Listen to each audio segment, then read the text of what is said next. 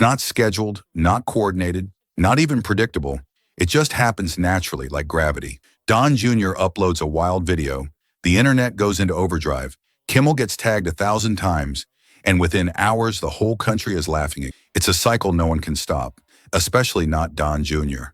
It always begins quietly. Don Jr. started with Trump accounts, too. Look how they turned out. Don Jr., by the way, is still at it on his podcast, screaming about how unfair everyone is to his father. They can't really explain what the illegal order is. Notice that. They don't really know that, but they're basically telling the troops to question their chain of command. A clip of Don Jr. appears online, usually filmed at an angle so strange it looks like he's hiding from someone in the next room. The lighting never matches, the background is always filled with taxidermy or wood paneling, and his voice starts at normal speed before slowly accelerating into a frantic monologue. He talks about Hollywood elites, late-night hosts, comedians, politics, conspiracies, and then somehow circles back to Jimmy Kimmel. I'm not supposed to rely on a big five accounting firm, like one of the biggest accounting firms in the world. I can pay them millions of dollars. I rely on them to do accounting, but I'm supposed to know more than them. By this logic, insurance companies are going to start suing patients for listening to their doctors. Right? Do you understand? Like, am I supposed to know more? Oh, Don Jr. doesn't know anything about it. I'm not an accountant. I'm a business guy.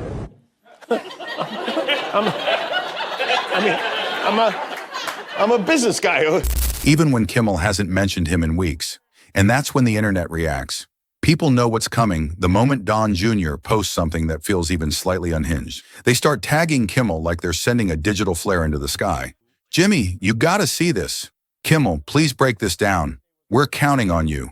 And somewhere backstage, Jimmy Kimmel watches the clip with a grin, knowing exactly what kind of night the show is about to have. Kimmel doesn't even need to write jokes for Don Jr. The material's already there. Raw, chaotic, overflowing with comedic possibilities. Donald Trump Jr., who was in court again this morning.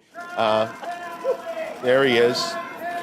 You hear the protesters chanting, crime family, and that is basically what these people are, a crime family, a very dumb crime family, the Gambozos, if you will, and... Jimmy walks out on stage with that slow, deliberate smile, the smile of a man who knows the next 7 minutes of his monologue will deliver themselves. The audience starts laughing before he even plays the video, because they already know what the vibe is. They've seen this movie before, and they know the sequel is always funnier than the original. Don Jr., he's so embarrassing. He's on the stand, he's testifying in this $250 million fraud trial, and he has to compliment. He said his father is an artist with real estate. Yeah, he's an artist. He's Vincent Van Gogh to jail with real estate is what he is. Kimmel plays the clip, pauses it on the most unintentionally dramatic frame, and just waits. The silence is the joke. The expression on Don Jr., his face is the punchline.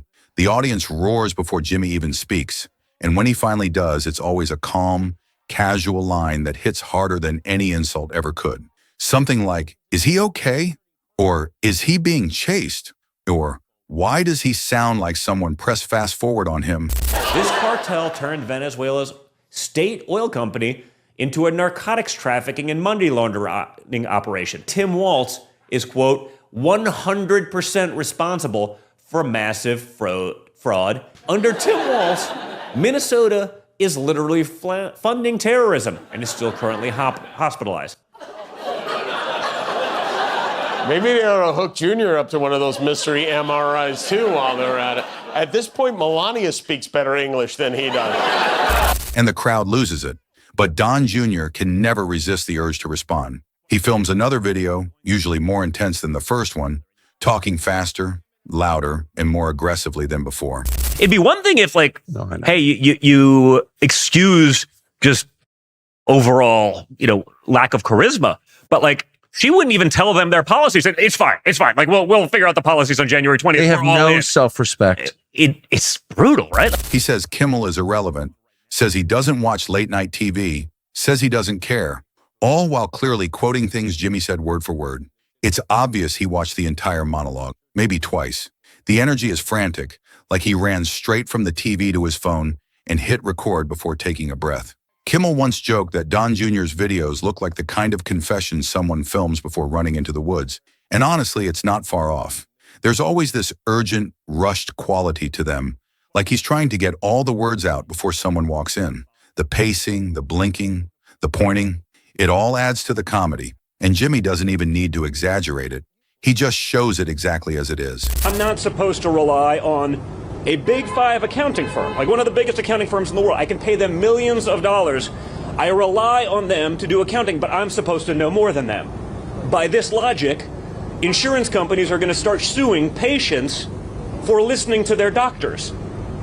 Right? Do you understand? Like, am I supposed to know more? Oh, Don Jr. doesn't know anything about it. I'm not an accountant. I'm a business guy.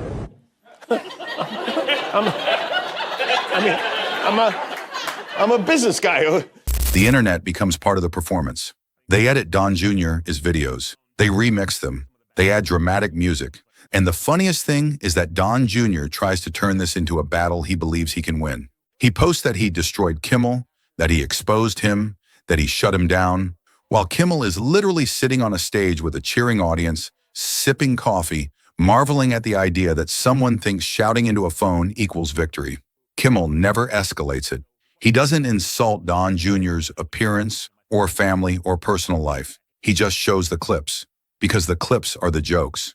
But deep down, the reason this feud is unforgettable isn't just because it's funny, it's because it reveals something bigger, something Kimmel understands and Don Jr. doesn't. When you take yourself too seriously, the world laughs even harder, and Don Jr. takes himself more seriously than anyone else in this entire saga. Don and Don Jr. had some father and son event this weekend. They went to the UFC fight at Madison Square Garden.